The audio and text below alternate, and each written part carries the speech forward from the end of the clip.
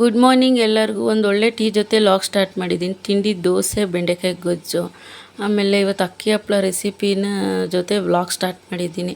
ಏನೇನು ಹಾಕೋದು ಅಂತ, ಇಂಗ್ರೀಡಿಯೆಂಟ್ಸ್ ಏನೇನು ಹಾಕೋದಂತ ನೋಡೋಣ ಬನ್ನಿ. ನೀರಿಗೆ ಸೋಡಾ ಉಪ್ಪು ಹಾಕಿ ಕುದಿಯೋಕ್ಕೆ ಬಿಡಬೇಕು.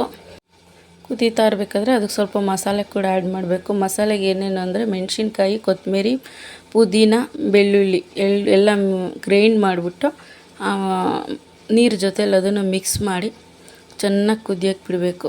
ಎಲ್ಲ ಮಿಕ್ಸ್ ಆಗುತ್ತೆ. ಈ ಥರ ಕುದೀತಾ ಇರಬೇಕಾದ್ರೆ ಹಸಿಟ್ಟಿಗೆ ಏನೇನು ಹಾಕಿದ್ದಾರೆ ಅಂತ ನೋಡೋಣ ಬನ್ನಿ. ಈಗ ಡಿಪೋ ಅಕ್ಕಿನ ಚೆನ್ನಾಗಿ ತೊಳೆದು ಒಣಗಿಸಿ ಅದ್ರ ಜೊತೆಗೆ ಸ್ವಲ್ಪ ಸಬ್ಬಕ್ಕಿ ಎಲ್ಲ ಮಿಕ್ಸ್ ಮಾಡಿ ಮಿಲ್ಗೆ ಹಾಕ್ಸ್ಕೊಂಬಂದು ಜರಡಿ ಹಿಡ್ದಿದ್ದೀವಿ. ಅದು ಹಸಿಟ್ಟಿದು ಫುಲ್ ನುಣ್ಣಗಿರುತ್ತೆ, ಚೆನ್ನಾಗಿರುತ್ತದು.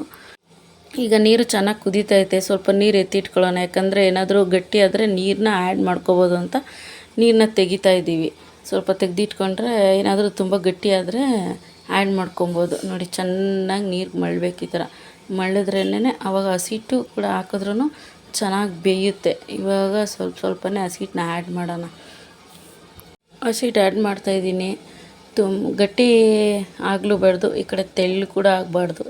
ಕ್ಲೀನಾಗಿ ಒಂದು ಒಳ್ಳೆ ಕನ್ಸಿಸ್ಟೆನ್ಸಿಯಲ್ಲಿ ಹಸಿಟ್ಟು ಹಾಕಬೇಕು.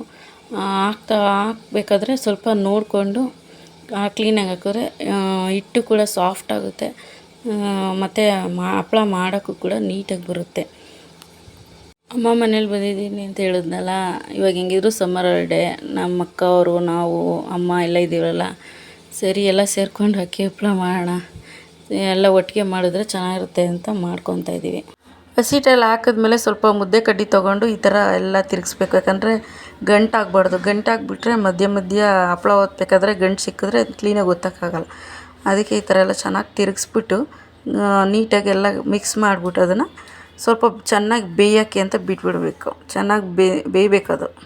ಈಗ ಅದು ಬೆಂದಿದೆ. ನಮ್ಮಮ್ಮ ತಿರುಗಿಸ್ತಾ ಇದ್ದಾರೆ ನೋಡಿ. ಈ ಥರ 2 ಮುದ್ದೆ ಕಡ್ಡಿ ತೊಗೊಂಡು 2 ಕಡ್ಡಿಲಿ ತಿರುಗಿಸಿದ್ರೆ ಸ್ವಲ್ಪನೂ ಗಂಟಿಲ್ಲದೆ ಇರೋ ಥರ ಬರುತ್ತೆ. ಗಂಟಾದರೆ ಆಮೇಲೆ ಹಪ್ಪಳ ಮಾಡಬೇಕಾದ್ರೆ ಗಂಟು ಸಿಕ್ಕಿದ್ರೆ ಸರಿಯಾಗಿ ಕ್ಲೀನಾಗಿ ಬರೋಲ್ಲ. ಆದ್ದರಿಂದ ಚೆನ್ನಾಗಿ ಒಂದು ಕಡ್ಡಿಲಿ ತಿರುಗಿಸ್ರೆ ಅಷ್ಟು ನೀಟಾಗಿ ಬರೋಲ್ಲ ಅಂತ 2 ಕಡ್ಡಿಲಿ ತಿರುಗಿಸಿ ಚೆನ್ನಾಗಿ ಇವಾಗ ನೋಡಿ ನಾದ್ತಾ ಇದ್ದಾರೆ ನಮ್ಮಮ್ಮ. ಈ ಥರ ಚೆನ್ನಾಗಿ ನಾದಿದ್ರೆ ಇನ್ನೂ ಏನಾದರೂ ಗಂಟು ಎಲ್ಲ ಇದ್ದರೆ ಕ್ಲೀನಾಗಿ ಎಲ್ಲ ಹೊಡ್ಕೊಂಡು ಹಿಟ್ಟು ಫುಲ್ಲು ಸಾಫ್ಟ್ ಆಗುತ್ತೆ. ಆವಾಗ ಈ ಥರ ದಪ್ಪದೊಂದು ಉಂಡೆ ಮಾಡ್ಕೊಬೇಕು.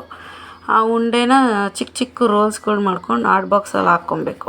ಯಾಕೆ ಅಂದರೆ ಬಿಸಿ ಆರಬಾರ್ದು. ಬಿಸಿ ಆರೋದ್ರೆ ಉಂಡೆ ಎಲ್ಲ ಆರಿಬಿಟ್ರೆ ಚೆನ್ನಾಗಿ ಅಷ್ಟು ಹಪ್ಪಳ ಬರೋಲ್ಲ.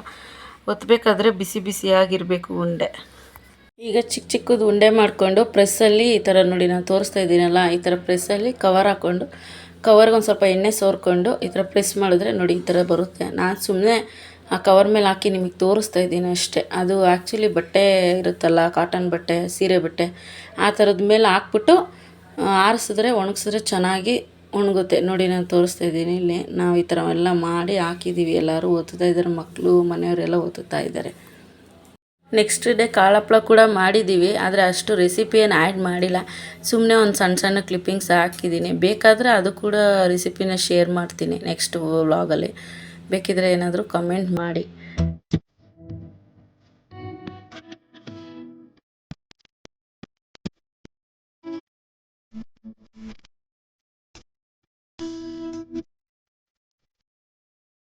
ಡಿನ್ನರ್ಗೆ ಚಿಕನ್ ಬಿರಿಯಾನಿ ಮತ್ತು ಚಿಕನ್ ಗ್ರೇವಿ ಮಾಡಿದ್ದೀವಿ. ಎಲ್ಲ ತಿಂತಾಯಿದ್ದೀವಿ. ಇಲ್ಲಿಗೆ ನಾನು ವ್ಲಾಗ್ ಎಂಡ್ ಮಾಡ್ತಾಯಿದ್ದೀನಿ. ಬಾಯ್.